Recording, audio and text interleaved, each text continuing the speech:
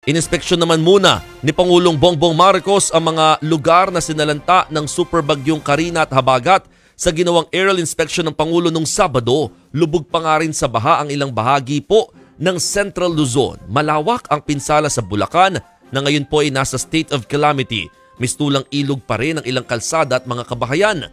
Sa kanyang ginawang pag-iikot, may naobserbahan daw ang Pangulo. Wala anyang napupuntahan ng tubig.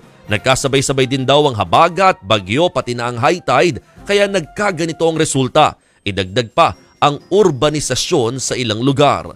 Kaya ang nakikitang pangmatagalang solusyon ni PBBM sa problema sa baha ay ang pagkakaroon ng water impounding facilities para maipon ng tubig. Makatutulong din daw yan sa irigasyon lalo na sa panahon ng tagtuyot.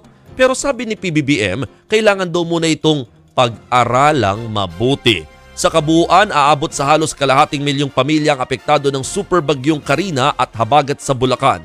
127,000 apektadong pamilya naman sa Pampanga at higit 200,000 pamilya naman sa Bataan.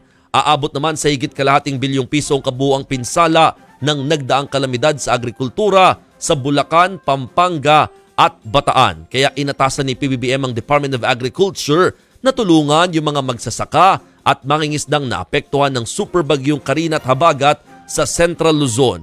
Ang Department of Health naman o DOH planong magsagawa ng psychological first aid para sa mga magsasakang naapektuhan din ng kalamidad.